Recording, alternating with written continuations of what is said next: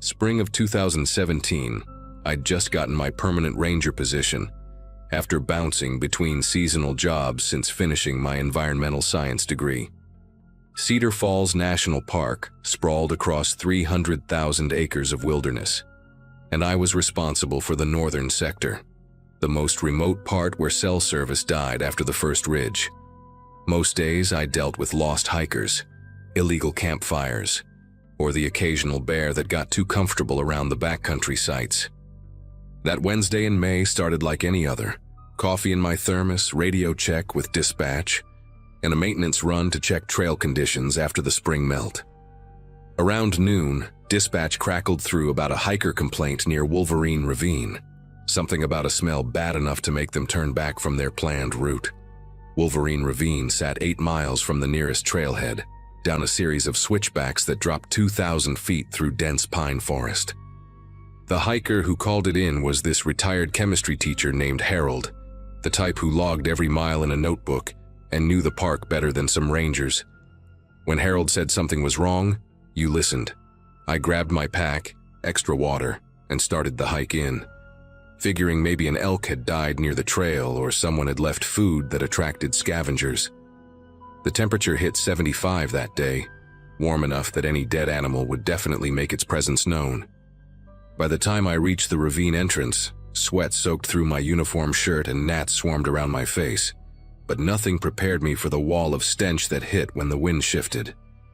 Death has this particular smell that gets into your throat and stays there, and this was definitely death, but mixed with something chemical like old motor oil and ammonia. I pulled my shirt up over my nose and followed the smell off the main trail, pushing through manzanita bushes that scratched my arms even through the long sleeves. About 40 feet down the ravine's steep slope, wedged between 2 boulders and partially covered with branches that someone had clearly arranged on purpose, I found her. Female, maybe mid-30s based on the clothing style, though decomposition made it hard to tell much else. What struck me immediately wasn't just finding a body. We'd had deaths in the park before, heart attacks on trails, climbing accidents, even a suicide 2 years back. What made my skin prickle was the location.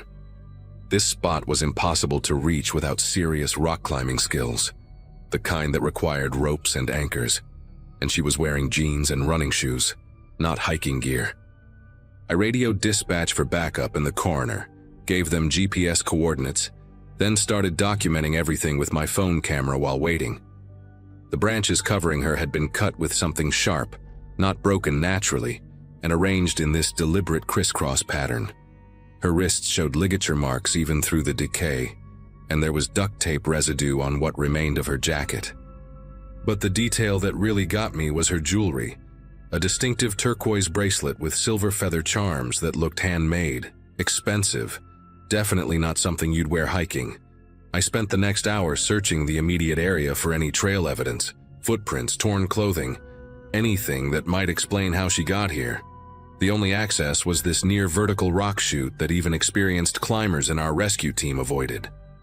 Someone had carried or lowered her body down here, and that someone knew exactly what they were doing, knew this spot would never be checked during regular patrols. The coroner, Dr. Melissa Huang, arrived 3 hours later with the sheriff's department. While they worked to extract the body, she pulled me aside with this grim expression I'd never seen on her before. The victim matched a missing person report from 6 months earlier, a woman named Angela Reeves from Millbrook, the town about 90 miles east of the park. Angela had disappeared after leaving a bar one Friday night. Security footage showed her getting into her car alone, then nothing. Her car was found abandoned on Highway 89 2 days later, but that was still 60 miles from where we stood now. Dr. Huang said Angela had never been reported as a park visitor, never bought a permit, never appeared on any trail cameras. Someone had driven her body here specifically to dump it, choosing the most remote section of the park, miles from any established trail, in a spot that would have taken serious planning to access. Sheriff's deputy named Kevin Ortiz took over the scene, and he immediately started asking me questions that made it clear this wasn't the first body dump they'd dealt with. Had I noticed any vehicles parked at unusual times at the remote trailheads? Any tire tracks on closed service roads? Anyone asking about abandoned mine shafts or caves in the area?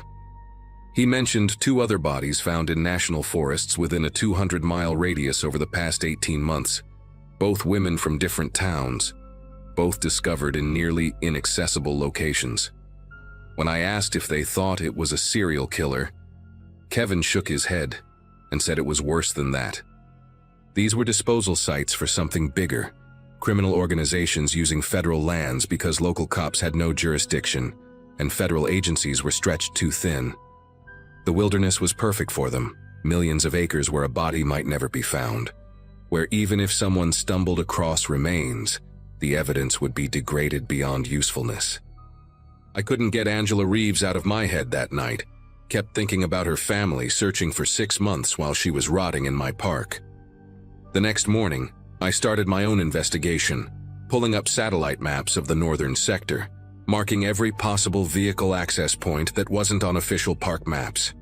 There were dozens of old logging roads from the 70s, most supposedly gated off, but gates could be cut. I spent my next 3 days off hiking these forgotten roads, and on the second day, found fresh tire tracks on what should have been an abandoned fire road near Granite Peak. The tracks led to a cleared area hidden by thick pine cover where someone had definitely been parking regularly. Cigarette butts and energy drink cans scattered around, fresh ones on top of weathered ones. From that spot, it was a 2-mile hike to another ravine system, even more remote than where we'd found Angela. I marked the coordinates and kept going. The second ravine made me wish I'd brought a weapon. About 300 yards in, the smell hit again, that same mix of decomposition and chemicals. This time I found 3 of them, different stages of decay, all women.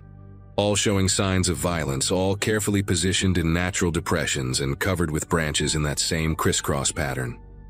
One still had blonde hair visible, synthetic extensions that hadn't decomposed, and a tattoo on her ankle of a butterfly with the name Sophia underneath. Another wore a medical alert bracelet for diabetes. The third was mostly bones, but the skull showed dental work, expensive veneers that someone would have records of. I took photos of everything, my hands trembling so bad I had to retake half of them. These weren't random victims. These were people with families, jobs, medical histories, women who'd been erased from their communities and hidden in mine. I called Kevin directly instead of going through dispatch.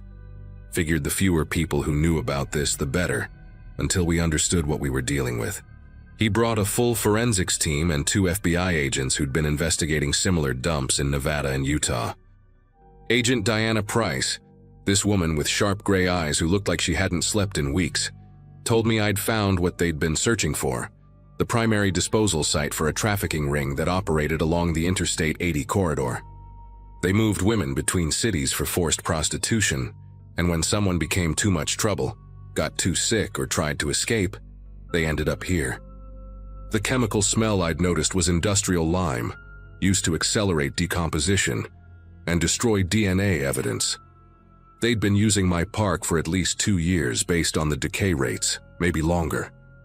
Diana said the people running this had to have someone local, someone who knew the park's patrol schedules, the seasonal patterns, when areas would be completely deserted. That comment about someone local made me think about every interaction I'd had differently. The contractors who maintained the remote facilities, the seasonal workers who came and went, even some of my fellow rangers who always volunteered for the cushier assignments near the visitor center. I started carrying my service weapon even on routine patrols, double-checking my truck for tampering each morning, varying my route so no one could predict where I'd be. A week after the FBI removed the bodies, I was checking the northern boundary fence when I found something that confirmed my paranoia was justified. Fresh boot prints led to a tree where someone had installed a trail camera, one of those high-end models hunters use, positioned to watch the old fire road I'd discovered. The memory card was missing, but the camera was still warm, meaning someone had been here within the hour, watching me investigate, documenting my movements. The warning started small, but got progressively worse over the next 2 weeks. First, I found branches arranged in an arrow pattern pointing away from the ravine areas, laid out deliberately across the trail I used for morning patrols. Then someone slashed my personal truck's rear tire while it was parked at my cabin inside the park, even though the residential area was supposed to be secure, accessed only by employees with key cards. They wanted me to know they could reach me anywhere. The third warning came when I was returning from a night patrol and found fresh vehicle tracks in my driveway, circling my cabin 3 times, the driver never getting out, just circling and leaving. The tracks were from heavy tires, the kind on commercial trucks, and they'd been careful to stay on the gravel where individual tread patterns wouldn't show clearly. But the message was obvious. They knew where I lived, knew when I wasn't home, knew my schedule well enough to leave their calling card without being caught. The final warning was the one that made me request an immediate transfer. I woke up at 3 in the morning to my dog going absolutely crazy, barking and snarling at the bedroom window. When I looked out, there was a single work glove placed on my truck's side mirror, the exact same brand our park maintenance crew used, still damp with what looked like blood but turned out to be transmission fluid when I had it tested later. Attached to the glove with a zip tie was a photo printed on regular paper, grainy but clear enough to see it was me at the second ravine, taking pictures of the bodies. Someone had been watching that entire time, close enough to photograph me but hidden well enough that I never knew they were there. On the back of the photo, someone had written a single line in block letters: "Rangers who get lost, stay lost." I packed that night, called Agent Price, and was in protective custody by dawn while the FBI took over the investigation. 6 months later, they arrested 14 people, including 2 park maintenance workers and a county sheriff's detective who'd been feeding the trafficking ring information about investigations. The maintenance guys, brothers named Robert and James Novak, had been using their access to scout disposal sites and monitor ranger patrol patterns for 3 years. They'd even helped search for missing hikers a few times, knowing exactly where the bodies were because they'd put them there. The detective, a 20-year veteran everyone respected, had been taking payments to misdirect missing person cases and warn the ring when agencies got too close. They found 17 more bodies across 3 states using information from the arrests. But what haunts me most is what Agent Price told me during the trial. They estimated at least 30 more victims were still out there, hidden in places so remote they might never be found. Women whose families would never get closure. I work at a state park in Michigan now. Nice, safe place with manicured trails and families having picnics. Nothing like the vast wilderness of Cedar Falls. But sometimes I still wake up at 3 in the morning, expecting to see something on my truck mirror. Still check for tire tracks in my driveway. Still get nervous when I see branches arranged in any kind of pattern. The FBI said the trafficking ring is dismantled. The killers are serving life sentences. The park is safe again. Maybe that's true. But I know there are other remote places, other parks with hundreds of thousands of acres where nobody goes, other maintenance workers with keys to every gate. I know because Agent Price calls me sometimes, asks if I remember specific details about the terrain, the access roads, the way the bodies were positioned. She's still looking for those 30 women, still finding new disposal sites, still discovering how deep this network went. The wilderness that I once loved for its isolation now feels like a massive crime scene. And I can't shake the feeling that we only found what they wanted us to find. That the really remote places, the ones even rangers don't patrol, are hiding worse secrets.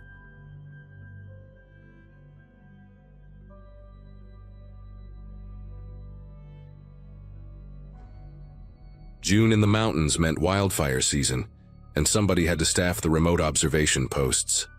After 12 years with the Forest Service, rotating through the backcountry stations had become routine for me. Pine Ridge Cabin sat 14 miles from the nearest paved road, accessible only by a narrow dirt track that switchbacked through dense forest. Most rangers hated the isolation, especially the night shifts, but I actually preferred them. The silence gave me time to catch up on paperwork, monitor the radio channels, and watch for any signs of smoke on the horizon. That particular evening started like any other. I'd driven up just before sunset, relieving Greg, who'd covered the previous 3 days. He looked exhausted, mumbled something about a family of bears getting too comfortable near the outhouse, and practically ran to his truck. By 9 p.m., I'd settled in with my coffee, logbooks spread across the desk, the radio crackling softly with the usual chatter from dispatch and other stations scattered across the forest. Around 11:30, the radio static shifted into something else.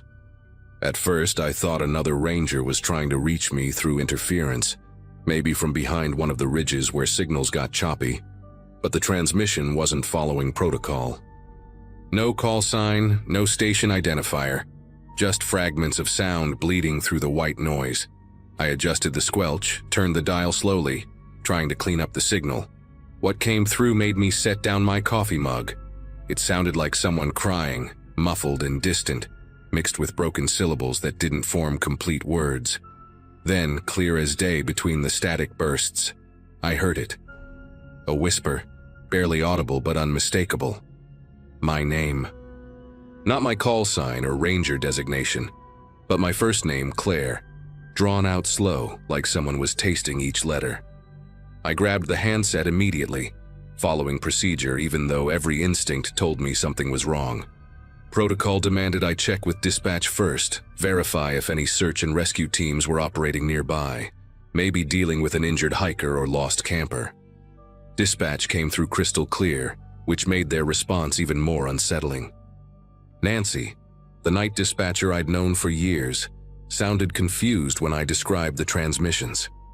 She checked her boards, called the other stations, even reached out to the sheriff's department to see if they had any operations running. Nothing. No search teams, no emergency responses, nobody authorized to be on Forest Service frequencies within 50 miles of Pine Ridge. She suggested it might be atmospheric skip, radio waves bouncing off the ionosphere and carrying signals from hundreds of miles away. It happens sometimes in the mountains, but atmospheric skip doesn't whisper your name. I knew that, and from the pause in Nancy's voice before she signed off, she knew it too. She reminded me to lock the cabin doors, keep my sidearm close, and check in every hour. Standard precautions that suddenly felt inadequate when you're sitting alone in a wooden box, surrounded by miles of dark forest. The footsteps started 40 minutes later. Heavy boots on gravel, deliberate and unhurried, circling the cabin like someone taking inventory. I killed the interior lights immediately, moving to the window with my flashlight off, trying to see through the darkness. The security floods should have triggered. The motion sensors were supposed to cover a 30-foot perimeter, but nothing lit up outside. Just the sound of those boots, pausing at each window, each door, sometimes for minutes at a time. At the back door, near the generator shed, the footsteps stopped completely. I heard the doorknob turn slowly, testing. The deadbolt held. Then came a different sound, metal on metal, like someone working a tool against the lock mechanism. My hand found my service weapon, a Glock 22 that suddenly felt too small for whatever was happening outside. The scratching at the lock continued for maybe 2 minutes before the footsteps resumed their circuit, moving toward the front of the cabin where the main entrance faced the access road. I needed to check the power situation, figure out why the security lights had failed. The main breaker panel was mounted on the exterior wall near the generator, which meant going outside. Not an option while someone was out there stalking the perimeter, but I could access the backup battery system from inside, a small closet near the radio desk that housed the emergency power inverter. When I opened the panel door, the LED indicators were all dark, dead. The batteries should have kicked in automatically when the main power dropped, keeping essential systems running for at least 12 hours. I grabbed my flashlight, shielding the beam with my fingers to create just enough light to see. The thick gauge wires that connected the batteries to the inverter had been cut clean through, not chewed by rodents or worn from age, but severed with precision. Someone had been inside the cabin before my shift started, maybe during the day when Greg was out doing his rounds. They'd sabotaged the backup power, knowing exactly which wires to cut, understanding our emergency systems better than most rangers did. The radio crackled again, and this time the voice was clearer. A man, speaking in a monotone that made my chest tighten. He recited details about me like reading from a file, my middle name, which wasn't on any of my work documents. the make and model of my personal vehicle parked outside. The fact that I lived alone in a rental duplex on Sycamore Drive back in town, Unit B, with the cracked concrete step I'd been meaning to report to my landlord for months. He knew I jogged the Riverside Trail every morning when I wasn't on duty, usually around 6:30, past the old railroad bridge where the homeless camps used to be. He mentioned the coffee shop where I grabbed breakfast most Sundays, the corner booth I preferred by the window. Then he said something that made me stop breathing for a moment. He described the scar on my left shoulder blade, a jagged line from a climbing accident when I was 19, something you'd only see if you watched me changing clothes. The transmission cut to static before I could respond, leaving me standing in the dark with the severed wires at my feet. My training kicked in through the panic. First priority, establish communication with dispatch. The radio still worked, running on its own battery pack, but I needed to be strategic. If this guy was monitoring the frequency, broadcasting my situation would tell him exactly what I was planning. I switched to the emergency channel, used my personnel code, and kept the message brief. Told Nancy we had a Code 3 situation, potential hostile at Pine Ridge, requesting immediate law enforcement backup. She responded instantly, said units were rolling from town, but it would take them at least 90 minutes to reach my position. 90 minutes. In the city, that's a movie and a half. Out here, alone with someone who'd been studying me for God knows how long, it might as well have been a week. Nancy stayed on the line, her voice steady and professional, but I could hear the tension underneath. She kept asking if I was secure, if I needed medical, if I could provide a description. I told her I was barricaded inside, armed, and couldn't see the subject. What I didn't tell her was that I could hear him again, not walking anymore, but dragging something heavy across the gravel toward the front door. The sound stopped directly outside, followed by a wet splashing noise and the sharp smell of gasoline seeping through the doorframe. My mind raced through the possibilities, none of them good. The cabin was old wood, dry as kindling after months without rain. If he lit it up, I'd have maybe 3 minutes before the whole structure became an inferno. Going out the back meant running blind into the forest where he could be waiting. The windows were too small to squeeze through quickly, designed to keep bears out, not to provide emergency exits. I grabbed the fire extinguisher from the kitchen, knowing it was pathetically inadequate against what was coming. Then I heard the match strike. One single match, the sulfur tang mixing with the gasoline fumes. But instead of the whoosh of flames, there was silence. Then his voice, not through the radio this time, but right outside the door, calm and conversational like we were discussing the weather. He said he'd been watching me for 3 months, learning my patterns, waiting for the perfect opportunity. Tonight was supposed to be simple, he said. But now that the cops were coming, plans had to change. He started talking about other women, other cabins, other nights that ended differently. Jennifer in Washington State, a park volunteer who disappeared 2 years ago. Lisa from Colorado, another solo ranger whose body they found at the bottom of a ravine, ruled an accident. He knew details that never made the news, things only the killer would know. The way Jennifer had tried to radio for help but couldn't get a signal. How Lisa had hidden in the supply closet for 6 hours before he found her. He was building his resume, wanting me to understand exactly who was standing outside my door. Then he mentioned something that changed everything. He said Greg, my colleague who'd worked the previous shift, never made it home. His truck was about 2 miles down the access road, pushed into a gully, with Greg stuffed in the trunk. That family of bears he'd mentioned, the exhaustion, the rush to leave, none of it was real. It was this man, wearing Greg's uniform, standing 3 feet from me in the cabin, close enough that I'd smelled the cigarette smoke on his jacket. He'd handed me the logbook, discussed the weather patterns, acted out a perfect performance, while probably still covered in Greg's blood. The gasoline puddle under the door hadn't been lit. It was a test, he explained, to see if I'd panic and run out the back where he'd set up something special. When I held my position, he knew I was smarter than the others. That made it more interesting, he said. The sheriff's units would arrive eventually, find the cabin intact, me missing, blood somewhere that could be mine, or could be from the deer carcass he'd dragged up from the valley.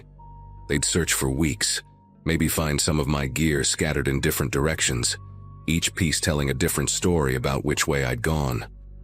He had experience making people disappear in wilderness areas where search grids covered thousands of acres, and scent dogs lost trails at creek crossings.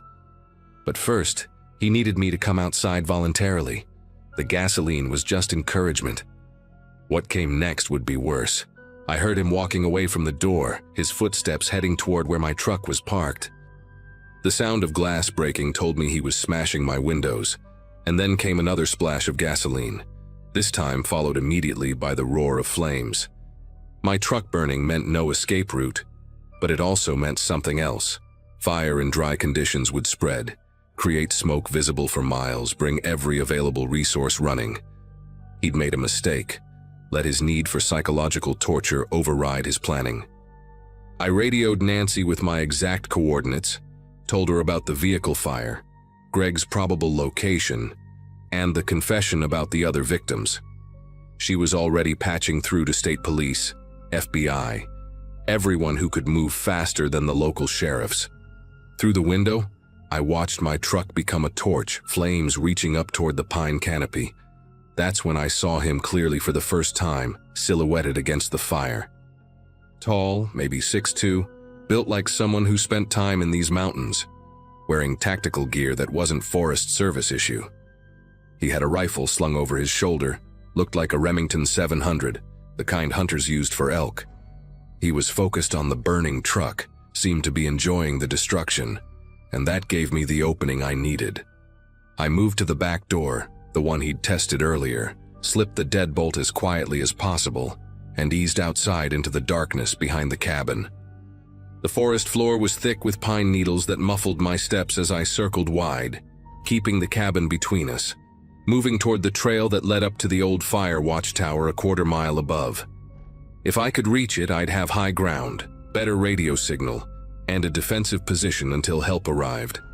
But 50 yards from the cabin, I found his trap.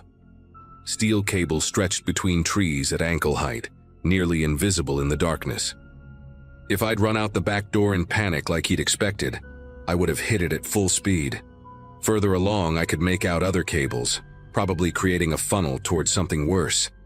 I stepped over carefully, continued up the slope, and that's when I heard him discover I'd left the cabin. His roar of rage echoed through the forest, followed by gunshots, 3 rounds punching through the cabin walls. He was shooting blind, furious that his script had been broken. The sound of helicopter rotors in the distance made him stop. State police, Nancy had said, were already airborne when my call came in, responding to another incident. They'd diverted immediately. The searchlight hit the clearing 30 seconds later, illuminating everything, the burning truck, the cabin, and him, standing in the open with his rifle, looking up at the helicopter like he was calculating odds. He ran. Not toward the forest where he might have evaded capture for days, but straight to the access road, where he must have stashed a vehicle. The helicopter followed, searchlight tracking him through the trees, while I screamed our location into the radio, directing ground units that were now only minutes away. They caught him 2 miles down, trying to ram through a roadblock the sheriffs had set up. Walter Hutchinson, 41, from Idaho originally, wanted in 3 states for similar attacks on women in remote locations. He'd been a wildland firefighter years ago, knew our procedures, our schedules, how we operated alone in these isolated posts. Greg survived, barely. They found him unconscious but breathing, severe head trauma but stable once the medics reached him. The cigarette butts under my cabin window tested positive for DNA linking Walter to 5 other crime scenes. He'd been hunting female rangers and park workers for 6 years, studying us, learning our patterns, picking the ones who worked alone. They found journals in his vehicle, detailed notes about dozens of women, their routines, their vulnerabilities, rating us like we were targets in some sick game. I finished that shift, waited for the sun to come up, gave my statement to what felt like 100 different officers, then drove myself home in a borrowed Forest Service vehicle. Took 3 weeks before I could sleep without checking the locks every hour, 6 weeks before I stopped hearing footsteps that weren't there. The department offered me a transfer to an administrative position, Desk work in a nice safe office with security cameras and key card access. I turned it down. Maybe that sounds crazy, but these mountains, this job, they're part of who I am. Walter Hutchinson doesn't get to take that from me. They've changed procedures now, though. Nobody works the remote cabins alone anymore. Always teams of 2. Panic buttons that signal GPS coordinates directly to law enforcement. Infrared cameras that can't be disabled from outside. But sometimes, during those long, quiet nights when I'm back at Pine Ridge with my new partner sleeping in the next room, I still hear it. Not footsteps or voices on the radio, but the sound of someone watching, waiting, learning. Because Walter wasn't the only one out there. During his interrogation, he mentioned others like him. People who'd figured out that rangers in remote posts were perfect targets. We caught one predator, but there are thousands of isolated cabins across the country, thousands of people working alone in places where screaming brings no help. The only difference now is, we know they're hunting us, and we're ready.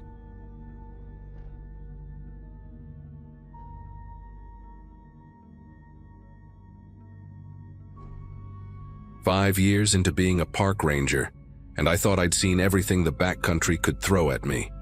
Bears breaking into supply sheds, hikers getting lost with their GPS still showing full bars, illegal grow operations hidden in the deep ravines. Monday was supposed to be routine maintenance on the old fire road that paralleled Eagle Creek, a section we'd ignored since early summer.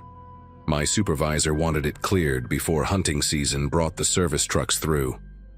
I remember finishing my second cup of coffee at the station, checking the weather report showing clear skies all week, and loading my chainsaw and brush clearing tools into the truck. The drive out took 40 minutes on winding mountain roads, past the tourist overlooks where families would stop for photos later in the day. At the trailhead, I strapped on my work belt, shouldered my pack with water and emergency supplies, and started the 6-mile hike to where the real work would begin. 2 miles in, right where the trail hooks around this massive chunk of granite that looks like God dropped it there as an afterthought, I saw something that made me pull up short. A wire, thin as fishing line but definitely metal, stretched across the path at shin height. Morning dew had collected on it, creating tiny prisms in the early sunlight. My brain immediately went to poachers, since we'd been dealing with illegal deer snares for months. But when I crouched down for a better look, careful not to touch anything, I realized this was all wrong. The wire connected to a spring mechanism concealed in the undergrowth, attached to what looked like rebar stakes sharpened to wicked points. The whole setup was designed to swing up hard when triggered, and the height was calculated for something walking on 2 legs, not 4. I marked it with orange tape, stepped back carefully, and got on my radio to report what I thought was just some psychopath's idea of a hiking deterrent. Dispatch patched me through to my supervisor, Howard, who told me to document everything and wait for law enforcement. While I waited, I started searching the area more carefully, keeping my eyes peeled for more wires or disturbed ground. 20 feet further up the trail, I found another trap, this one more elaborate. A bent sapling held under tension by a rope system, designed to whip across the path when someone stepped on a concealed pressure plate made from old plywood and springs. The engineering was actually impressive in a terrifying way. Whoever built this understood physics and had access to hardware store materials. But what really made my skin prickle was finding a water bottle tucked behind a tree, still half full, with the condensation on the inside suggesting it had been left recently. The label was torn off, but there was a black X drawn on the cap with permanent marker. Sheriff's deputy showed up about an hour later, a guy named Peterson who I'd worked with on a few search and rescue operations. He took one look at the traps and immediately called for backup in the crime scene unit. While we waited, he asked if I'd noticed anything else unusual in the area lately. That's when I remembered something from the previous week. A hiker had reported finding a backpack off-trail near Osprey Point, about 3 miles from where we were standing. The pack had been torn apart, not by animals, but deliberately, with the straps cut and the contents scattered. We'd assumed it was teenagers being destructive, maybe looking for cash or electronics. But Peterson's face changed when I mentioned it. and he got back on his radio, speaking in codes I didn't recognize. When he finished, he told me they'd been tracking someone for the past 2 weeks, a suspect who jumped bail on federal weapons charges after threatening a judge. The guy's name was Mason Keller, former Army, trained in what Peterson called irregular warfare tactics. Apparently, Keller had gone off the deep end after losing a custody battle, blamed the entire system, and decided to disappear into the wilderness rather than face prison time.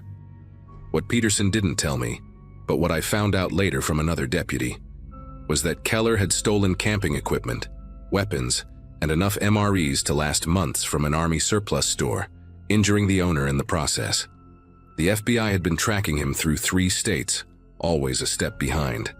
They suspected he was in our park because his ex-brother-in-law had a hunting cabin near the northern boundary, abandoned for years but still standing. Peterson asked me to lead them to the cabin, said I knew these trails better than anyone. I should have said no, should have clocked out and gone home to my empty apartment and my microwave dinner. But I kept thinking about the families who hiked these trails every weekend. Kids who ran ahead of their parents, teenagers who came up here to smoke pot and make out. So I agreed. We formed a small team. Me, Peterson, 2 other deputies, and a park law enforcement officer named Janet, who I'd trained with years ago. Janet brought her tactical vest for me, insisted I wear it, even though it felt like I was playing soldier. As we hiked deeper into the backcountry, we found more evidence of Keller's presence. A tarp strung between trees with military precision, camouflaged so well, I walked right past it twice. Beneath it, empty food cans buried in a pit, the labels burned off. Human waste buried exactly 8 paces from the camp in 4 different directions, marking the cardinal points like some kind of obsessive ritual. Janet found boot prints, size 11, with a distinctive wear pattern on the left heel. She photographed everything while Peterson coordinated with the FBI team that was apparently mobilizing from the city. The strangest thing we found was a journal, wrapped in plastic and hidden in a hollow log. The pages were filled with diagrams of the park trails, patrol schedules he'd somehow obtained, and notes about defensive positions and engagement zones. My name was in there, along with the names of 6 other rangers, our vehicle numbers, our usual routes. He'd been watching us for weeks. Near the abandoned hunting cabin, the traps became more sophisticated and deadly. Pit traps covered with branches and leaves, deep enough to break an ankle or worse. A crossbow bolt rigged to fire when someone opened what looked like an old Forest Service supply box. Peterson's team had to mark and photograph each one, creating a maze of orange tape that made the forest look like a crime scene from hell. The cabin itself sat in a small clearing, surrounded by tall pines that blocked most of the sunlight even at midday. From 50 yards out, it looked deserted, just another relic from when this land allowed hunting leases. The windows were dark, door hanging slightly open, roof thick with pine needles and moss. But Janet noticed something through her binoculars that made us all stop. Fresh scratches on the door frame, about shoulder height like someone had been keeping a tally. She counted them quietly, then looked at Peterson. 43 marks. We'd had exactly 43 missing hiker reports in the past year, though most had been found or returned on their own. Coincidence, maybe, but my gut was telling me otherwise.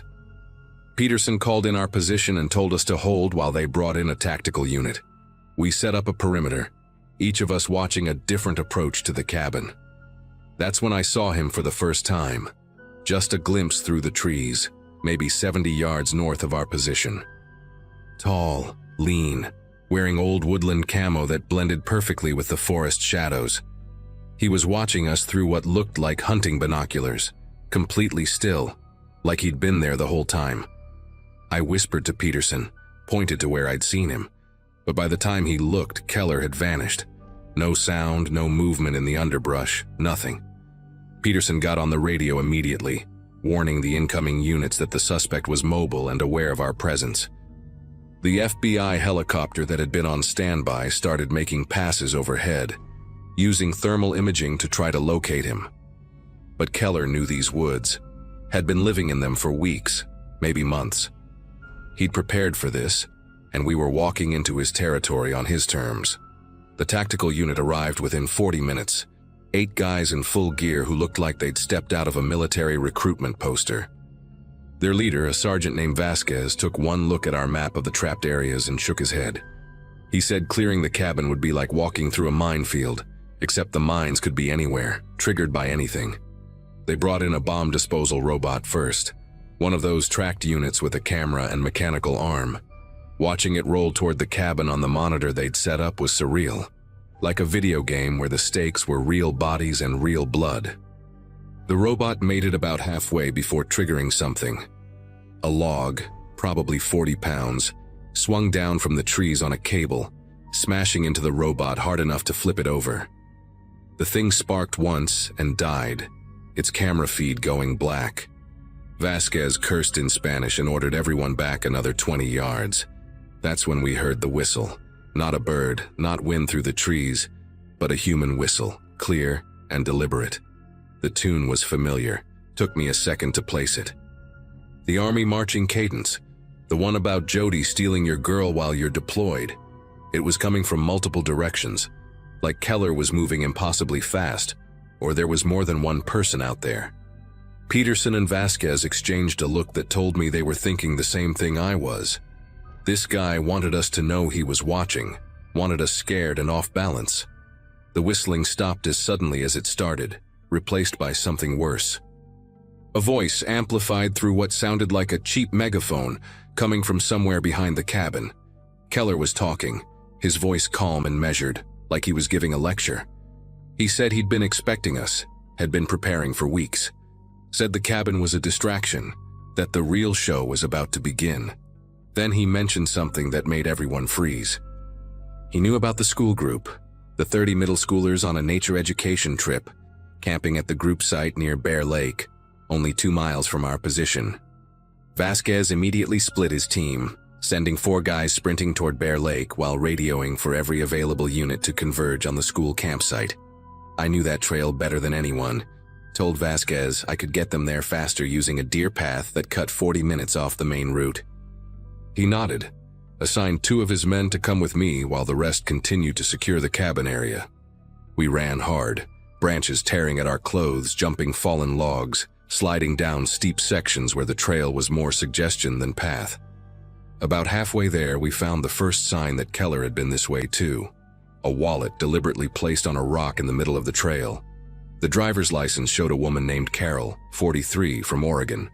One of the teachers had to be. The tactical guys wanted to stop, check for traps, but I kept moving. Every second counted now. We could hear the helicopter circling ahead, and then the radio crackled with news that made me run even harder. They'd found the school group safe, but traumatized. Keller had walked right into their camp at dawn before anyone else was awake, and had a conversation with one of the teachers while she made coffee. Told her about the traps, showed her photos on a digital camera of every single one he'd set, then walked away into the forest like it was just another morning hike. The chase lasted 6 more hours. Keller led us through terrain that would have broken most people, up cliff faces through dense undergrowth that required machetes to pass, across streams swollen with snowmelt. He was always just ahead, leaving signs that he wanted us to follow, pieces of gear, more photos showing traps we hadn't found yet, even a map with locations marked in red X's. The FBI profiler who'd arrived by then said Keller was controlling the narrative, making us play by his rules, exhausting resources while he dictated the terms. But he made one mistake. Near sunset, he crossed through an area where a controlled burn had cleared the undergrowth 2 years prior, leaving nowhere to hide for almost 300 yards. The helicopter spotted him immediately, and this time he had nowhere to disappear to. They tried to talk him down over the loudspeaker, but Keller just stood there in the middle of that burned area, hands at his sides, watching the helicopter circle. When the tactical team closed in from 3 directions, he didn't run, didn't fight, just smiled and put his hands behind his head. They found 14 more trap locations from the map in his pocket, 2 caches of supplies he'd hidden months ago, and a journal detailing his surveillance of park operations going back almost a year. During his interrogation, which I watched parts of later, he said he'd never intended to hurt anyone, just wanted to prove how vulnerable the system was, how easy it would be for someone with actual malicious intent. The traps, he claimed, were all demonstrations, carefully placed where he knew rangers would find them before civilians did. The prosecutor didn't buy it. Neither did I. Mason Keller got 25 years federal time. No possibility of parole for 15. They cleared every trail in the park twice, found 67 traps total, some so well hidden they needed metal detectors to locate them.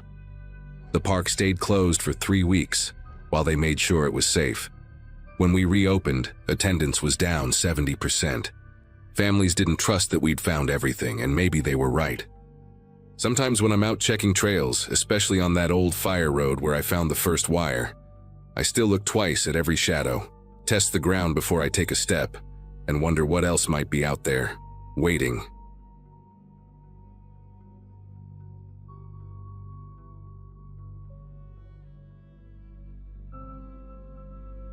Seven summers patrolling Blackwater National Forest, and you develop a sixth sense for when campers are in trouble. Could be the way birds suddenly go quiet, or how the wind carries voices differently when someone's lost. My supervisor used to joke that I collected abandoned gear like some people collect stamps, always hauling back tents and sleeping bags from sites where folks just set up wrong or forgot something. But that July when I found the 4th campsite in 2 months, everything still set up perfect but nobody home, I knew something was deeply wrong. The Coleman stove still had half-cooked beans going cold in the pot, 2 plates set out with forks beside them, and a phone charging on a portable battery. Its screen black but fully powered when I pressed the button. What really got me was the precision of it all. No signs of animal activity, no struggle, no rushed packing. The sleeping bags were unzipped and thrown back like someone just stepped out to use the bathroom.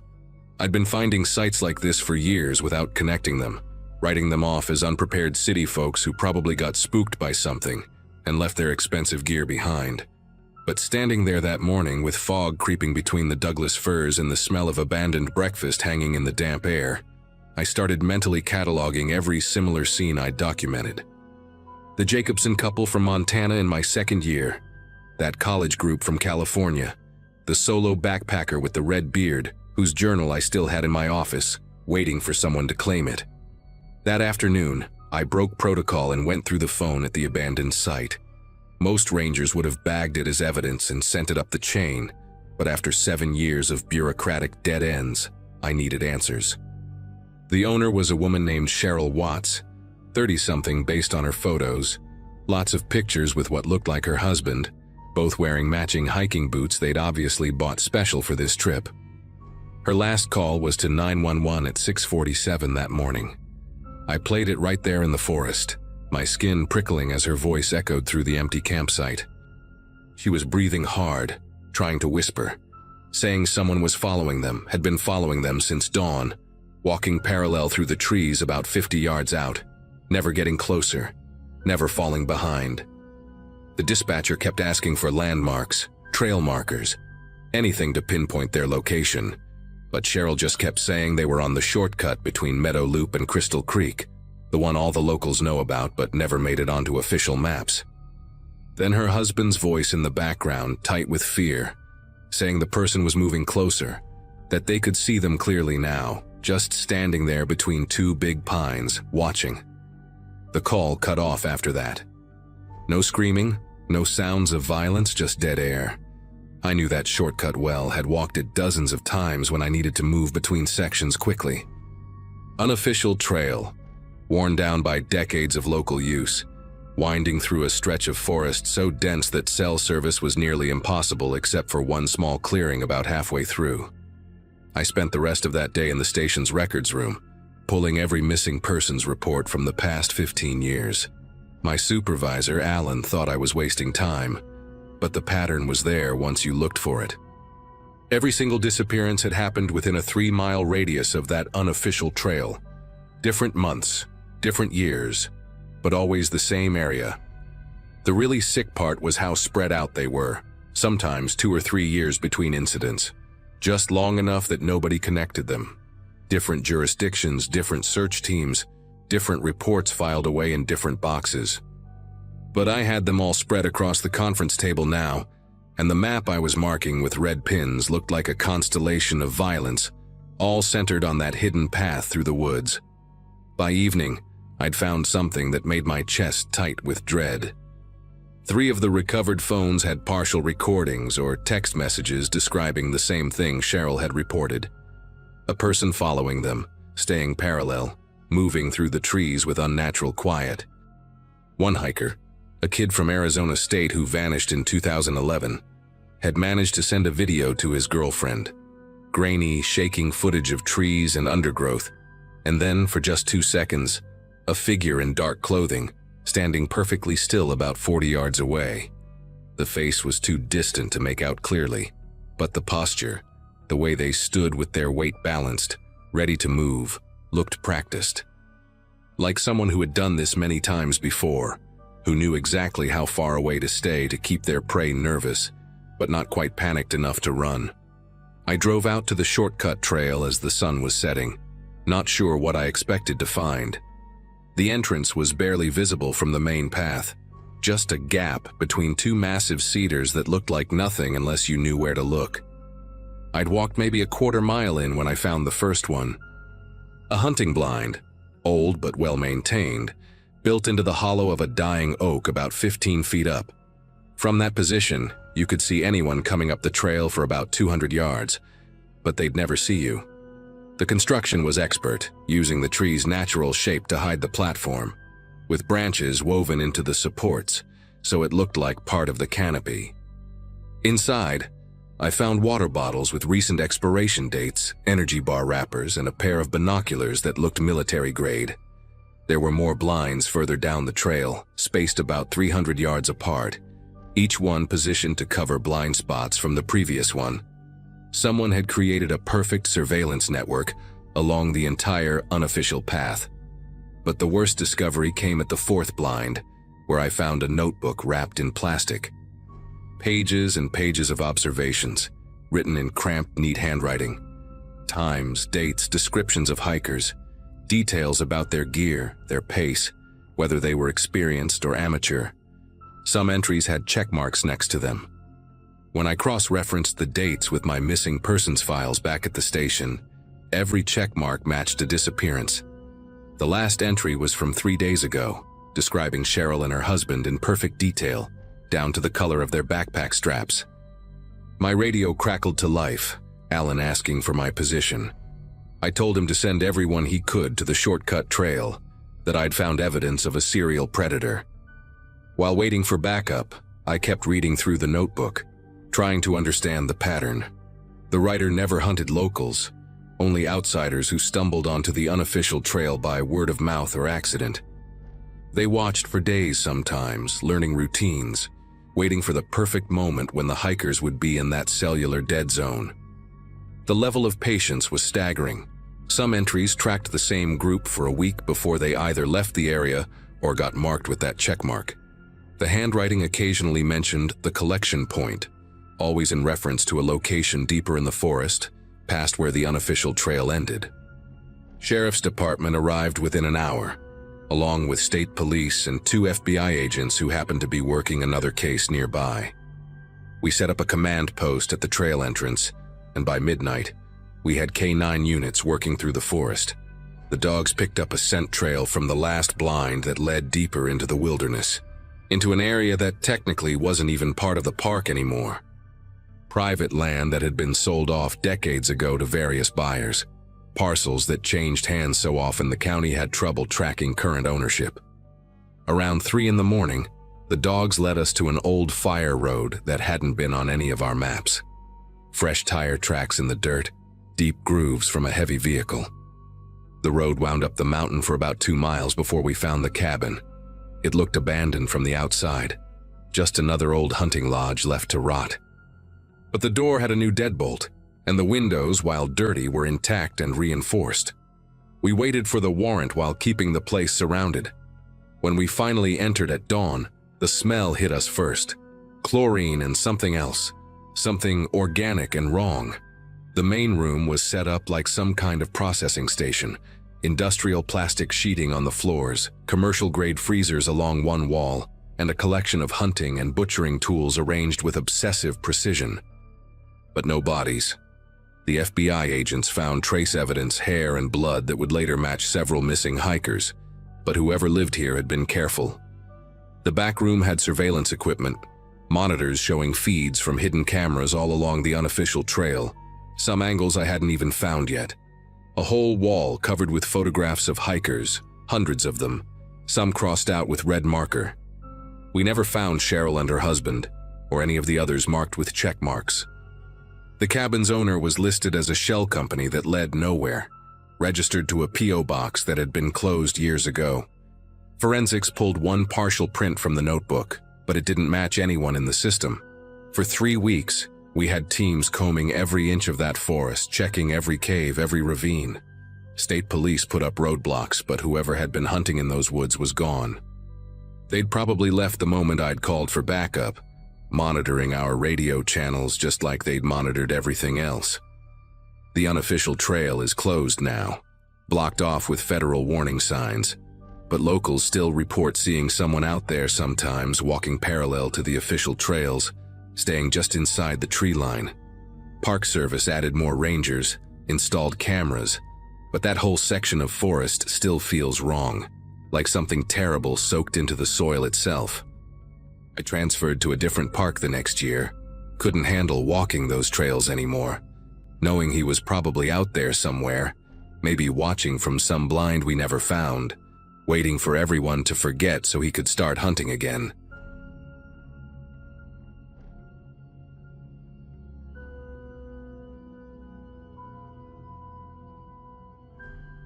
Everything started with a missing person report that landed on my desk on a humid Monday morning in 2012. I was a park ranger at Whispering Pines National Forest in northern Wisconsin, and missing hikers were part of the job. Most turned up within 12 hours, dehydrated and embarrassed, with stories about taking a wrong turn at some creek or following a deer trail by mistake. But something about this one gnawed at me.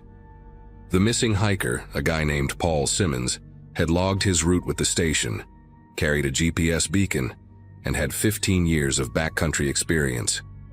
Guys like that don't just vanish. My supervisor wanted me to check Zone 4, the most remote section of the park where Paul had planned to set up camp.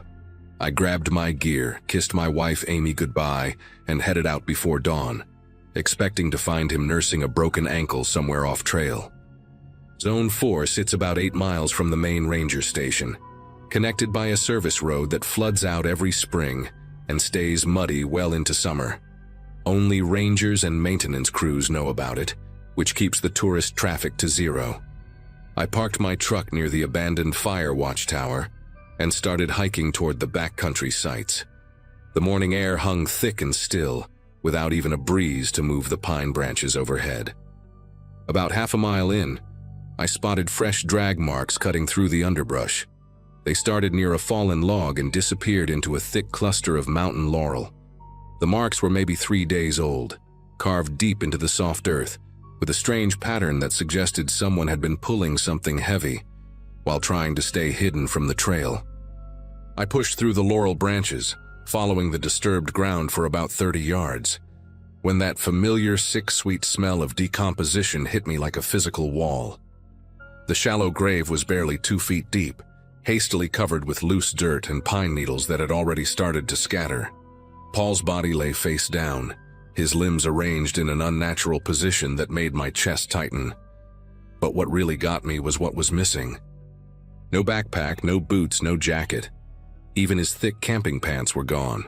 He was left in just his underwear and a torn base layer shirt. The ground around the grave showed no signs of a struggle, no blood spatter on the nearby trees. Nothing to indicate he'd fought back. I radioed it in immediately, trying to keep my voice steady while giving coordinates to dispatch. Within an hour, the place was crawling with state police and crime scene techs. I stood back watching them work, but something kept bothering me about the scene.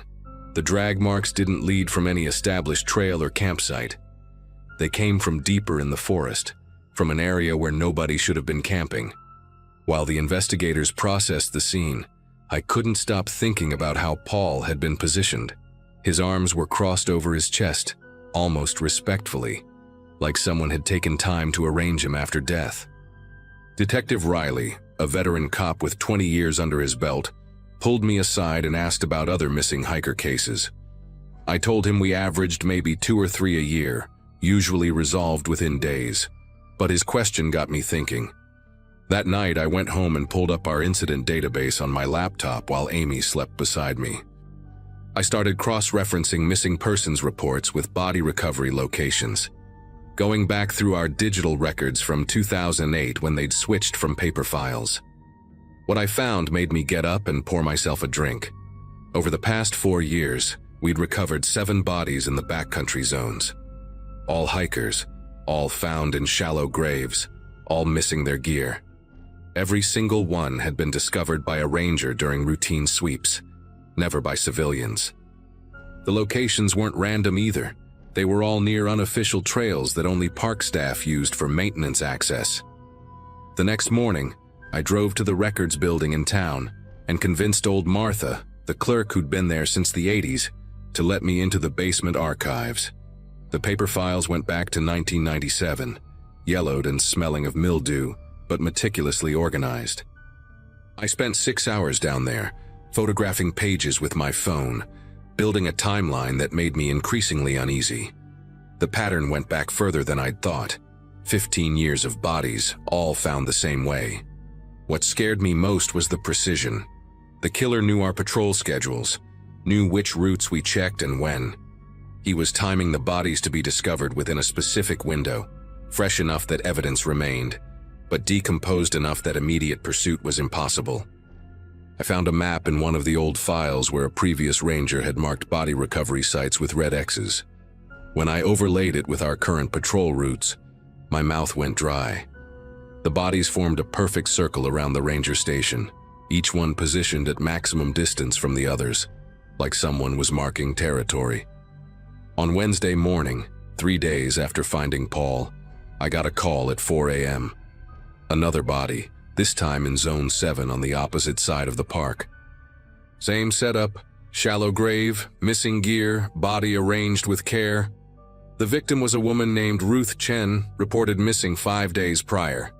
But here's what made me nearly lose it. She'd been killed after Paul, even though Paul's body was discovered first. The killer had adapted to our discovery, had continued hunting even while police were processing the first scene. Detective Riley met me at the location, and I could see the same realization dawning on his face. We weren't dealing with someone who killed and ran. This was someone who lived here, who knew the forest better than most rangers, who was watching us scramble to understand his game. Riley asked me to list everyone with intimate knowledge of park operations, staff, former employees, local hunters with special permits. The list was shorter than you'd think, maybe 40 names total. But as I wrote them down, I kept thinking about those drag marks, about the strength required to move a body that distance, about the patience needed to wait for exactly the right moment to leave them for us to find. That afternoon, I did something I probably shouldn't have.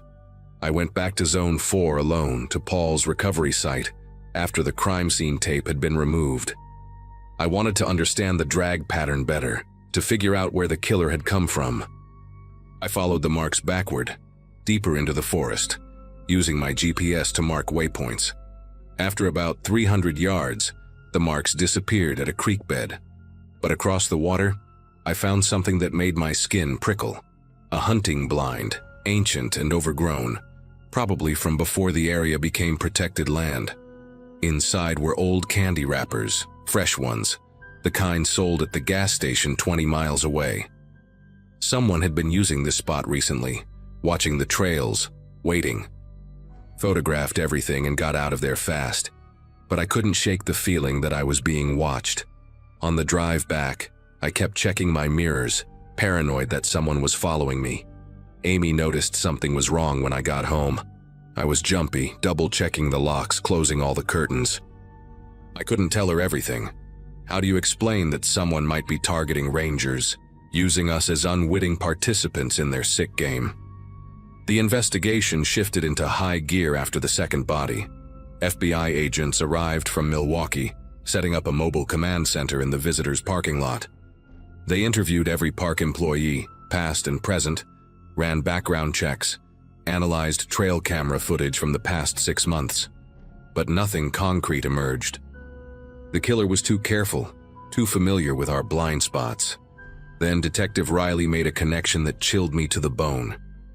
He pulled up weather data for each body discovery. Every single one happened during or just after a heavy rain. The killer was using weather patterns to wash away forensic evidence, while ensuring the bodies would be discovered on schedule, knowing exactly when rangers would need to check for trail washouts and damaged areas. This wasn't just someone who understood the forest. This was someone who understood our emergency response protocols, who knew that rain meant mandatory trail inspections within 48 hours. Riley and I went through the staff duty rosters, comparing them to the discovery dates. My supervisor, Ben Hawkins, had been on duty for 12 of the 15 discoveries. So had I, actually, though I'd only been there for 4 years. The realization that we were both potential suspects made me sick. Friday night, a week after finding Paul, I was working late at the station, going through old personnel files the FBI had requested. The building was empty except for me and the night dispatcher, Eddie, who was half asleep at his desk. Around 11 p.m., I heard something that made me stop typing, the back door to the equipment shed opening. That door was supposed to be locked, only accessible with a ranger keycard. I grabbed my flashlight and walked out to investigate, my heart hammering against my ribs. The shed was dark, but I could smell something odd. Cologne, expensive stuff, completely out of place in a storage area full of chainsaws and hiking equipment. Then I saw him, Ben Hawkins, my supervisor, standing by the rack where we kept confiscated camping gear from illegal sites. He had a backpack in his hands, one I recognized from the evidence photos, Paul Simmons' missing pack. When he saw me, he didn't run or try to explain. He just stood there with this strange, calm expression, like he'd been expecting this moment for years. "You were always too thorough, too smart for your own good," he said, setting the backpack down carefully, almost reverently. Before I could react or call for help, Ben started talking, his voice conversational, like we were discussing trail conditions over coffee. He told me about his first kill back in 1997, a drifter who'd threatened him with a knife near the old mining road. Self-defense, he claimed, but something had awakened in him during that struggle. The thrill of it, the power. He'd spent months planning after that, studying ranger protocols, learning how to hunt humans like they were deer. The hiker's gear? He kept it all in a storage unit in town, trophies from what he called his harvests. He knew every blind spot in our surveillance, every gap in our patrol patterns, because he'd designed half of them himself. The bodies placed in a circle? That was his territory, his hunting ground, marked for any predator who might dare encroach. He'd been selecting victims carefully, experienced hikers who wouldn't go down easy, people whose disappearances would be noticed but not immediately suspicious. He wanted us to find them, wanted the rangers to be the ones to discover his work, because we were the only ones who could appreciate the complexity of what he'd accomplished. As he spoke, I slowly reached for my radio, but he saw the movement and laughed. "Eddie's taking his usual nap and I disabled the emergency frequency an hour ago. It's just you and me now, just like I planned." The strange thing about fear is how it can sharpen your mind while your body wants to shut down. I knew Ben had 40 pounds and 6 inches on me, plus whatever weapon he was concealing, but I also knew the shed layout better than my own house. Every tool placement, every corner, every exit. When he stepped toward me, I grabbed a bear spray canister from the shelf and emptied it directly into his face. The confined space made it worse for both of us, but I was ready for it, already moving toward the door while he screamed and clawed at his eyes. I burst out of the shed gasping and ran straight for my truck, fumbling with the keys as I heard him stumbling behind me, cursing and retching from the spray. I managed to get the engine started just as he reached the parking lot, his face a mess of tears and mucus, rage replacing that calm control he'd maintained for so long. I drove straight to the town police station, not stopping for red lights or stop signs, laying on the horn the entire way. When I stumbled through their doors, covered in bear spray residue and babbling about Ben, They thought I was having a breakdown until Detective Riley showed up and confirmed my story. They arrested Ben at his house 3 hours later, finding the storage unit key in his pocket and enough evidence inside to close 23 missing persons cases across 3 states. Ben never went to trial. 2 weeks after his arrest, while being transferred to a federal facility, the transport van crashed on a remote stretch of highway during a thunderstorm. Both guards survived with minor injuries, but Ben's body was never found. The official report blamed the weather and suggested he'd been thrown from the vehicle into the river below, likely washed downstream. But I know better. I've seen the efficiency of his planning, the patience of his execution. Sometimes late at night when I'm lying awake next to Amy, I think about all those unofficial trails in the forest, all those hidden spots only a ranger would know. The FBI closed the case 6 months later, satisfied that the killings had stopped. And they have, at least in our park. But last month I got an email from a ranger in Wyoming about some hikers going missing near their backcountry zones, bodies found stripped of gear in shallow graves. He wanted to know if we'd experienced anything similar. I deleted the email without responding and submitted my resignation the next day. Amy and I moved to Phoenix, about as far from any national forest as we could get. I work in hotel management now, and I sleep better surrounded by concrete and streetlights than I ever did among the trees. But sometimes I still dream about that circle of bodies around the station, and I wake up wondering if it was really about territory, or if Ben was marking something else entirely, a hunting ground he'd returned to when everyone had forgotten, when new rangers took over who didn't know to look for the signs.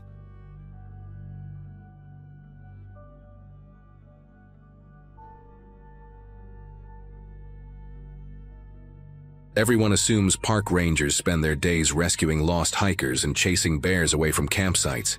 But most of my job in 2018 involved driving the same mountain loop road twice a day, checking permits, and making sure nobody left trash at the picnic areas. I'd been working at Ridgeline State Park for about 6 months when they assigned me to the eastern section, a quiet 20-mile stretch that only got maybe 30 visitors on a busy weekend. My supervisor, a guy named Frank who'd been there since the Clinton administration, handed me the route map like he was passing off a grocery list, told me it was the easiest assignment in the whole park. The loop included 3 trailheads, 2 scenic overlooks, and 1 backcountry trail called Moss Creek Path that connected to the larger trail system about 8 miles up. Nothing special about it, just a moderate 2-mile stretch through dense pine forest that most people used as a shortcut between the main trails. My first month on that route was exactly what Frank promised. Boring enough that I started bringing audiobooks to pass the time between my morning and afternoon checks. Then October rolled around, peak hiking season, and I got my first missing hiker call on a Saturday afternoon. A woman named Catherine Briggs had gone up Moss Creek Path around noon, for what her husband said would be a quick-hour hike, while he napped in their RV. By 4:30, she hadn't come back. Standard procedure kicked in. We searched until dark, brought in a dog team the next morning, expanded the search grid for 3 days straight. Nothing. No clothing, no water bottle, no sign she'd gone off trail.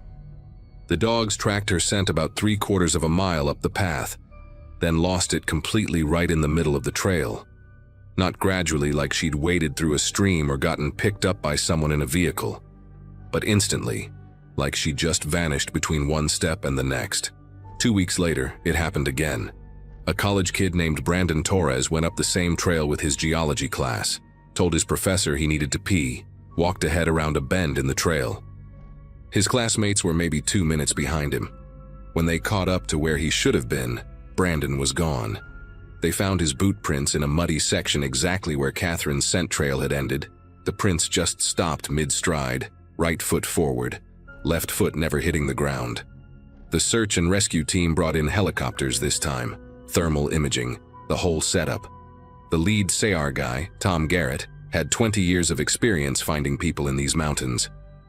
He told me privately that in all his time, he'd never seen prints end like that. Not without some explanation like a creek or rock face or something to account for the missing tracks. Frank pulled me aside after the second search wrapped up with no results, Asked if I'd noticed anything unusual on my daily rounds. I told him about the boot prints, about how both missing hikers had vanished at roughly the same spot on the trail. He got this look on his face, not surprised exactly, more like someone had just confirmed something he didn't want to hear. Then he told me to focus on my other duties, said the state police were taking over the investigation. But here's what bothered me. The state police never showed up. I checked with dispatch every day for a week, called my buddy who worked for the state troopers. Nobody had any record of being assigned to our missing hikers. When I brought it up to Frank again, he acted like he'd never told me anything about state police, suggested maybe I'd misunderstood him in all the stress of the searches. I started doing my own research on my days off, spending hours in the county library going through old newspapers on microfilm. What I found made my chest tighten up. November 1973, a family of 4 vanished on Moss Creek Path. August 1981, 2 experienced hikers gone without a trace. September 1989, October 1995, March 2001, June 2009. The list kept going. Always the same trail, always the same section based on the last known sightings, always the same complete absence of evidence. 45 people over 45 years, sometimes in clusters, sometimes years apart, but never more than 8 years between incidents. The older articles mentioned search parties finding footprints that ended abruptly, exactly like Catherine's and Brandon's. One article from 1981 quoted a search and rescue volunteer, saying the tracks looked like the hiker had been plucked off the earth, his exact words. That night I couldn't stop thinking about Tom Garrett, the SAR team leader who'd helped search for Brandon. Tom had worked these mountains longer than anyone except maybe Frank, and the way he'd looked at those prints, like he'd seen them before but didn't want to say it out loud, kept nagging at me. I drove to his house around 9, found him in his garage organizing climbing gear. When I asked him about the other disappearances, he stopped what he was doing, walked over to close the garage door, then pulled out a manila folder from behind his workbench. Inside were photos, dozens of them, all showing footprints that ended mid-step at different spots along the same section of trail. Different shoes, different sizes, different years based on the photo quality, but all stopping impossibly in the middle of the path. Tom said he'd been collecting them for 15 years, ever since he'd responded to his first Moss Creek call. But every time he tried to bring it up with park management, they'd shut him down, tell him he was seeing patterns that weren't there. A week after my talk with Tom, we got another call. A solo backpacker named Douglas Vance, experienced guy in his 50s who'd hiked every trail in the state, had gone up Moss Creek Path early in the morning. His car was still in the parking area at sunset. I volunteered to join the initial search that night, brought my own flashlight and GPS tracker. Tom was there too, and I could see in his face he was thinking the same thing I was. This was going to be another one. Sure enough, we found Douglas's tracks about 3/4 of a mile up, heavy boot treads in the soft earth that just stopped. But this time, I noticed something else. About 20 feet to the left of where the prints ended, there was a game trail I'd never paid attention to before, barely visible through the underbrush. The vegetation looked wrong around it, like it had been carefully arranged to hide the opening rather than growing naturally. Tom saw me looking at the game trail and grabbed my arm, hard enough to hurt. He whispered that we needed to stay on the main path, that going off trail at night was how rangers disappeared too. That stopped me cold because I'd never heard about any rangers going missing. When I pressed him on it, he told me about Carl Brennan, a ranger from 2006 who'd done exactly what I was thinking about doing, gone up to investigate Moss Creek after dark following a disappearance. They found Carl's truck at the trailhead the next morning, his flashlight still on, lying in the middle of the trail, battery nearly dead. No other trace of him ever turned up. The incident got written up as abandonment of post, like Carl had just walked off the job. Tom said there had been 2 others before Carl, one in 1994 and one in 1987, both rangers who'd started asking questions about Moss Creek. Both vanished without explanation.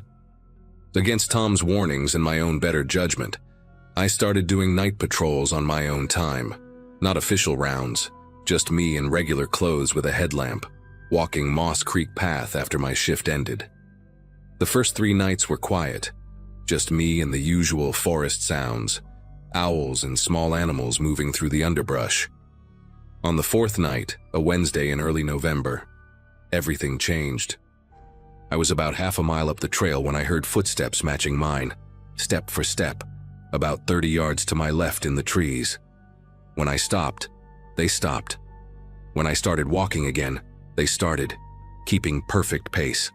I swung my headlamp toward the sound, but the beam only lit up tree trunks and shadows. The footsteps continued, deliberate and measured, never getting closer or farther away, just maintaining that exact distance. Tried calling out, identifying myself as a ranger, asking if someone needed help. No response, just those steady footsteps when I moved. I made it another quarter mile before I noticed something that made me stop breathing for a second.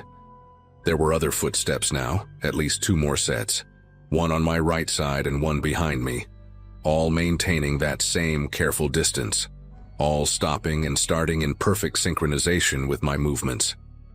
They weren't trying to catch me or cut me off, just following, watching, like they were escorting me somewhere.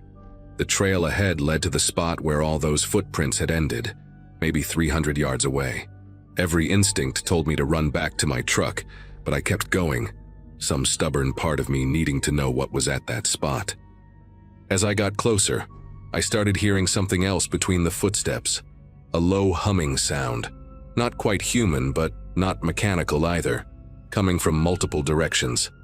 My headlamp started flickering. The battery was full when I'd started. I'd checked it twice, but now it was dimming and brightening randomly. When I reached the spot where the footprints always ended, the footsteps around me stopped completely. The silence was worse than the sounds had been, like the entire forest was holding its breath. I swept my failing headlamp around in a full circle and caught a glimpse of something that shouldn't exist. Eyes, at least a dozen pairs, reflecting the light from different heights in the trees. Some 8 feet up, others at ground level, all perfectly still, all watching me. But these weren't animal eyes. They were too large, too forward-facing. And they blinked in unison, all of them at once, like they were connected somehow. Then I saw the shapes between the trees, tall and thin but wrong in their proportions, arms too long, moving in ways that hurt to follow with my eyes. They weren't quite people, but they stood upright, wrapped in what looked like old Park Service uniforms, torn and weathered but still recognizable. One of them stepped forward just enough for me to see its face in the dying beam of my headlamp, and I understood with horrible clarity that I was looking at Carl Brennan, or what Carl Brennan had become after 16 years in these woods. The thing that used to be Carl opened its mouth, and when it spoke, the voice came from all directions at once, from all of them, like they were sharing the same thoughts. It said they'd been watching the trail since before the park existed, selecting people who met certain criteria I couldn't understand. Something about electromagnetic signatures and biorhythms that meant nothing to me, but seemed to matter to them. They weren't killing anyone, they were collecting them, changing them, making them part of whatever they were. Carl said they'd been human once, all of them. Hikers and rangers who'd been chosen over the decades, transformed into something that could survive in the spaces between what we see, moving through dimensions or planes or whatever they called it. They offered me a choice, join them voluntarily and keep enough of myself to remember who I'd been, or wait until they decided to take me anyway and lose everything. I ran then, sprinted down that trail faster than I'd ever moved in my life, their laughter following me, knowing they could catch me whenever they wanted but letting me go for now. I quit the next morning, walked into Frank's office and handed him my badge and keys without explanation. He didn't ask why, didn't try to convince me to stay, just nodded like he'd been expecting it and pulled out a form he already had filled out with my name and that day's date. As I was leaving, he said something that confirmed every suspicion I'd had about the cover-up. He told me to forget about Moss Creek, said that some things had been happening in these mountains longer than the Park Service existed, longer than the state itself, and the best anyone could do was manage it, keep the numbers low, make sure it didn't get out to the public. The park stayed open because closing it would raise questions, would bring investigators and journalists, would disturb arrangements that had been in place for generations. He said they kept the trail open as a kind of offering, Let those things take a few people a year so they wouldn't range further, wouldn't start hunting in the towns at the base of the mountain. I moved 3 states away, took a job in retail, tried to pretend those months at Ridgeline never happened. But last month I saw a news article online about a family that vanished on Moss Creek Path. The Mitchell family, parents and 2 teenage kids, gone without a trace. The article mentioned that search efforts were being coordinated by the head ranger, Frank Coleman, who assured reporters that everything possible was being done. I know better. I know those 4 people are out there in the woods right now, changed into something else, watching the trail, waiting to collect whoever meets their criteria next. I thought about calling the FBI, the media, anyone who might listen, but who would believe me without proof? And going back for proof would mean walking that trail again. Sometimes at night, I dream about those eyes in the trees, all blinking in unison, and I wake up wondering if they're still watching me somehow, if the choice they offered is still on the table, if one day I'll just disappear from my apartment and wake up back in those woods transformed into whatever they are. The truth is, the disappearances will keep happening, have to keep happening, because the alternative is worse, and everyone who knows about it has agreed to let it continue rather than risk what might happen if those things in the woods got hungry enough to leave the trail.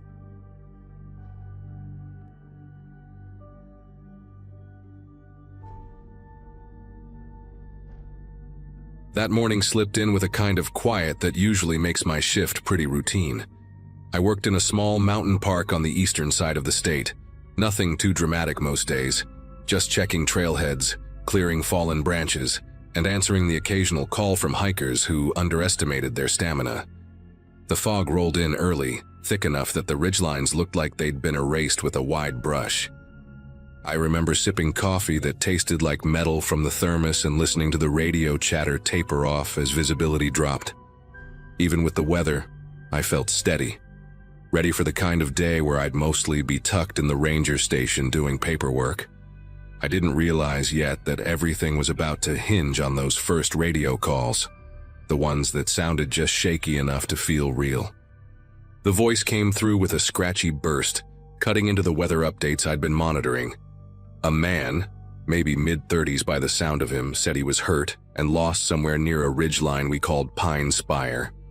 He rattled off coordinates that didn't match any common spur trails, but fog confuses people fast, so I didn't question it. I asked for details, injuries, surroundings, anything that would help. He replied like someone trying to breathe through pain, short fragments, little gasps. There was something odd in the tone, not the words themselves, more like he kept glancing away from the radio while talking. Still, the protocol is the protocol, so I logged everything and alerted the closest field team. When the team reached Pine Spire, they called me with that slow, puzzled silence I've only heard a few times in my career. They said the ground was untouched. No disturbed soil, no dragging marks, no broken branches, not even the usual litter from hikers. Fog can hide a lot, but it can't erase footprints from damp soil. Instead, they found a small lean-to tucked behind a cluster of spruce trees, built from mismatched tarps and branches.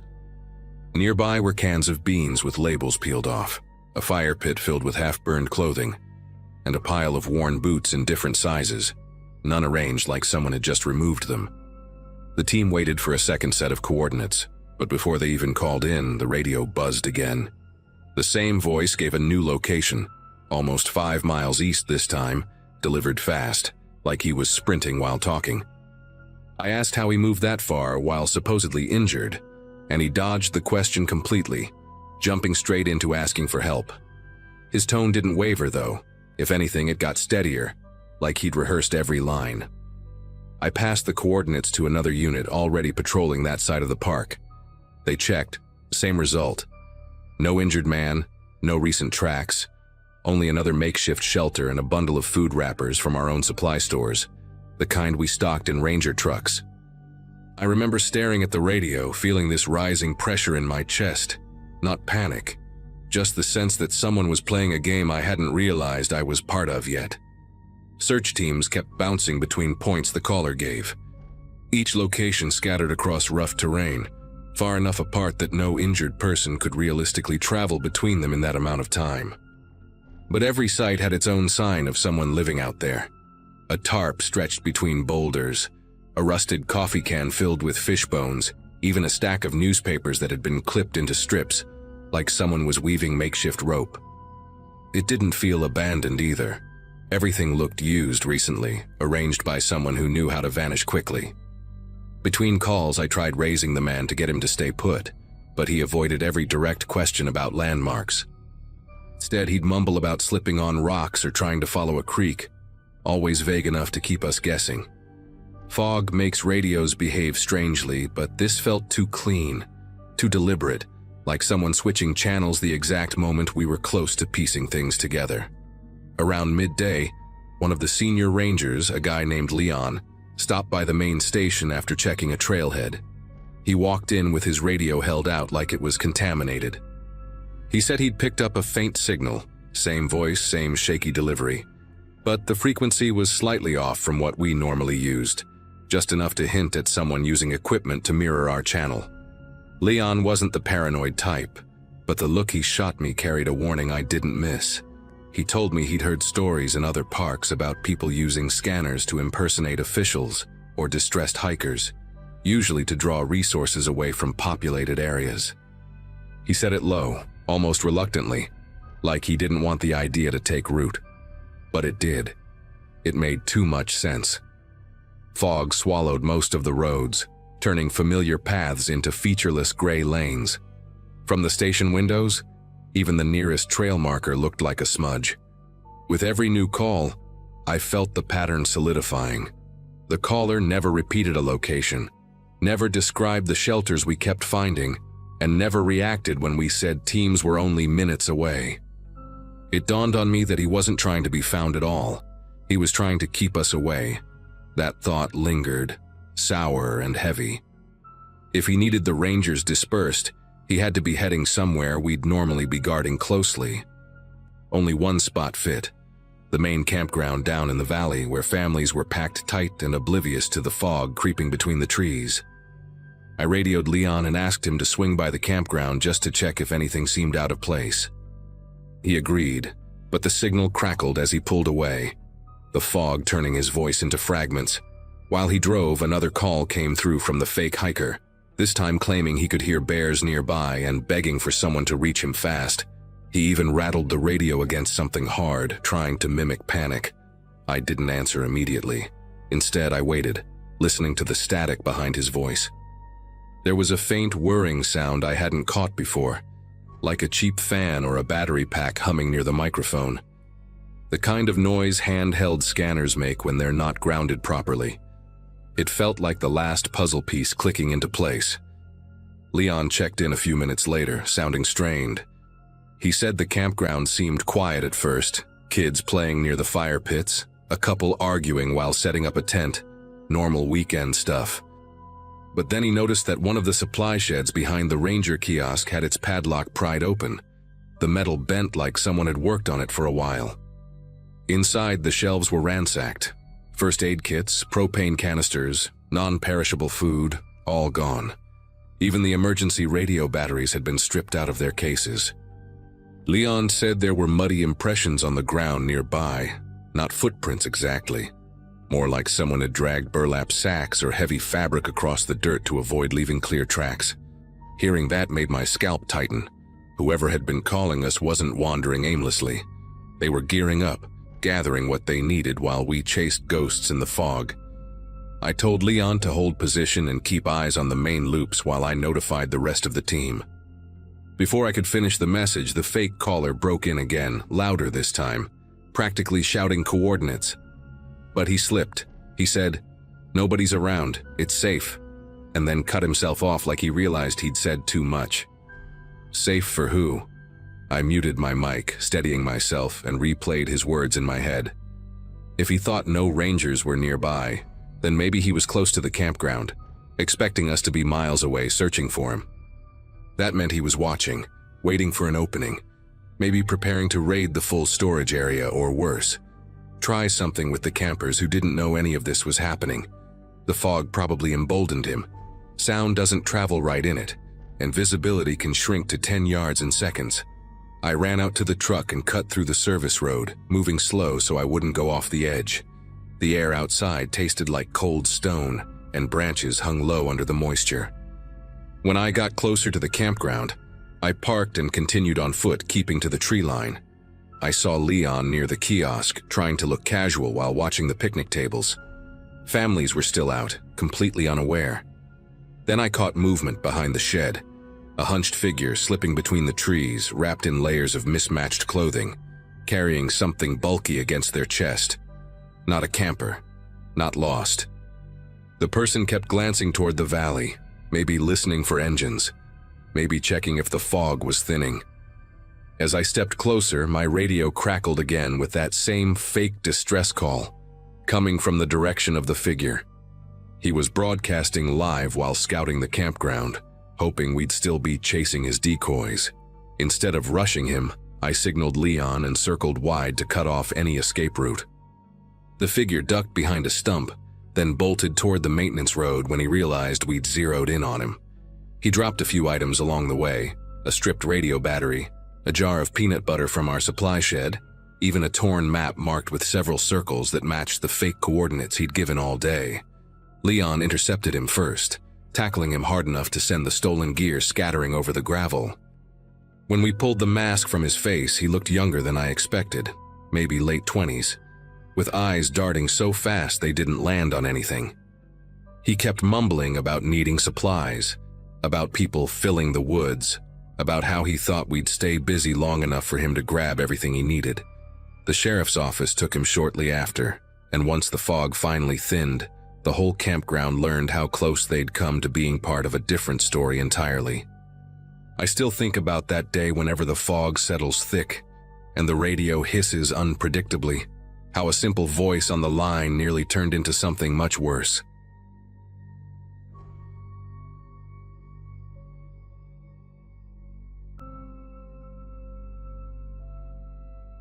Most mornings on duty started the same way for me back then. Coffee from the visitor center, quick radio check, and a quiet moment on the back porch overlooking the tree line, while the air still carried that chilled, earthy smell before the sun heated everything up. I'd been working seasonal shifts for a few years. Nothing glamorous, just long days of trail maintenance, assisting lost hikers and keeping an eye out for the usual wildlife issues. That specific morning stood out, though, because the radio chatter was unusually dense for such an early hour. Reports were coming in from different directions about a man hiding in the brush near several trails. The thing that grabbed my attention wasn't the fact that he was shirtless. It was how hikers kept describing him as unbelievably thin, darting around with unnatural speed, and refusing to say a single word when approached. I remember standing there with my thermos halfway to my mouth, while listening to one of the callers who sounded shaken enough that his voice hitched every few words.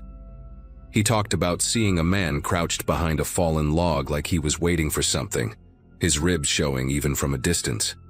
Another report mentioned how the man moved the moment he was noticed, slipping deeper into the brush like he'd rehearsed the escape 1,000 times.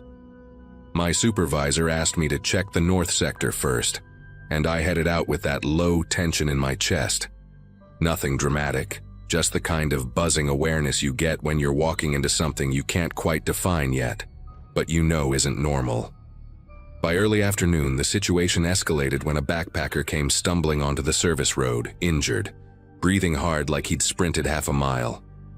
I remember the torn strap on his pack and the dirt smeared across his shoulder as he tried to explain what happened. He managed to get out that someone had rushed him from behind, grabbed at his gear, and tried pulling him toward the brush.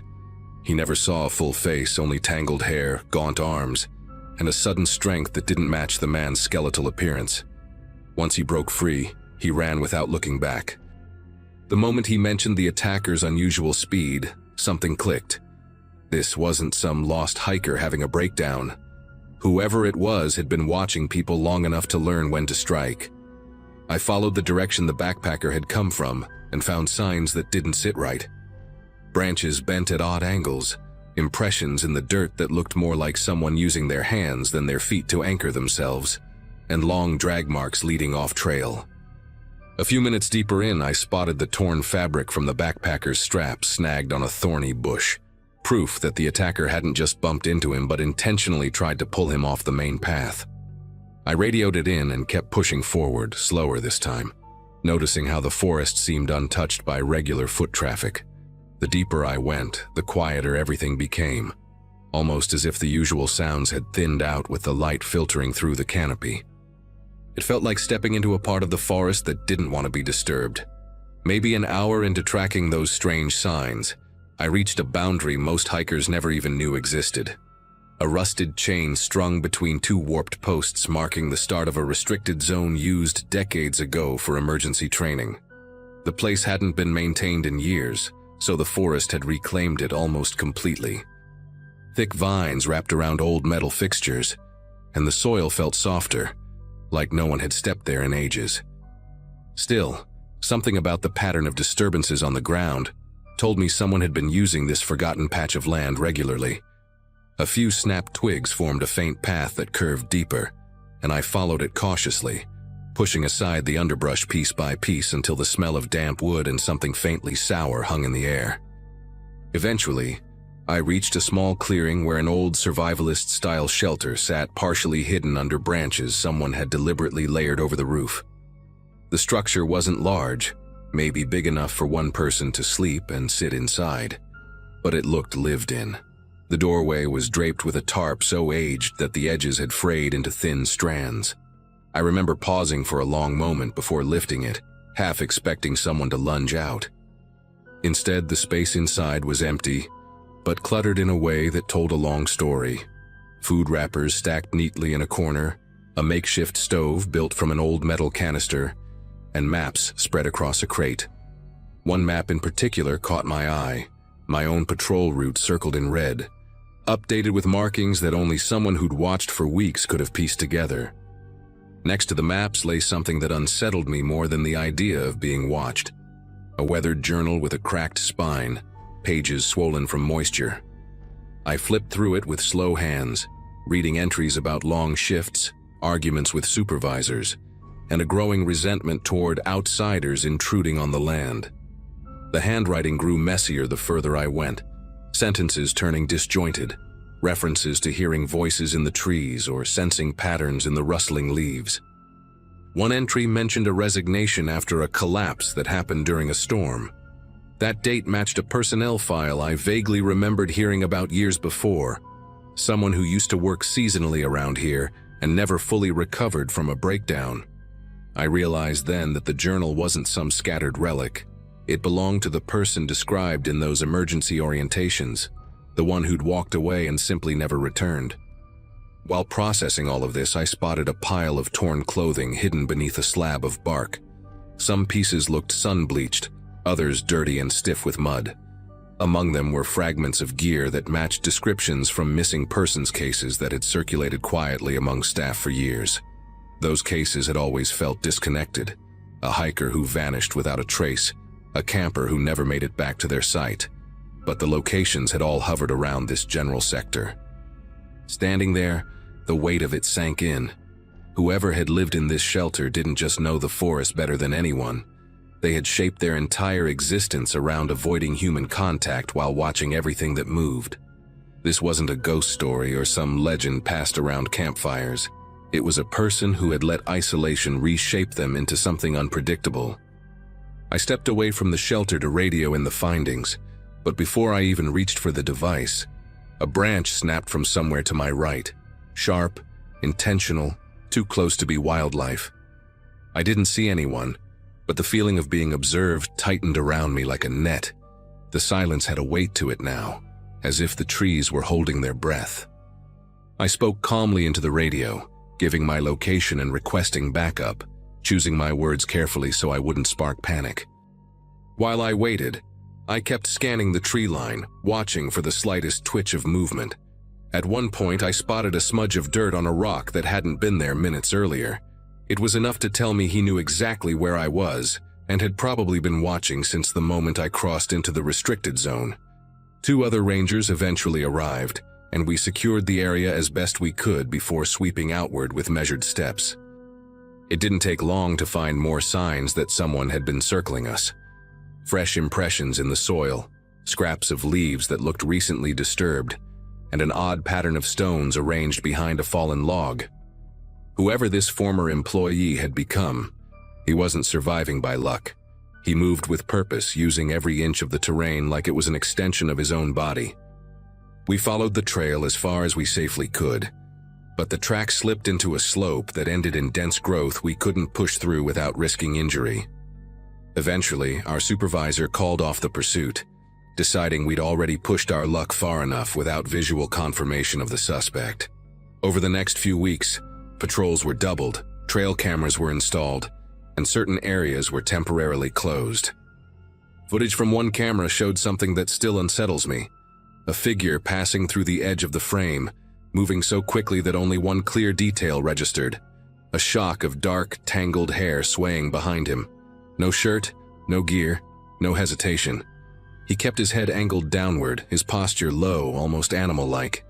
When we tried to track him after that, he was always one step ahead, leaving faint evidence that he'd been there but never giving us a direct encounter. The missing persons cases from previous years were re-examined, and the cluster of disappearances around that sector suddenly made grim sense. It was clear he hadn't just stayed in the forest all this time. He'd adapted to it in ways none of us were prepared for. The park eventually implemented a formal protocol, identifying him not as a rumor, not as some local myth, but as a real human threat. Unpredictable, potentially violent, and intimately familiar with the terrain. The shelter was dismantled, the journal stored as evidence, and search teams combed the area at intervals. But we never found him again. Every so often, a hiker reports seeing someone darting between the trees, or hearing footsteps where no one should be. Each time the description is the same: extremely thin, fast, filthy, silent. Nothing mystical, nothing supernatural. Just a man who walked away from society and let the wilderness carve a new version of him. I still patrol the park today, and whenever I pass that old restricted zone, I can't help but wonder if he's somewhere nearby, watching with the same quiet intensity that started this whole mess.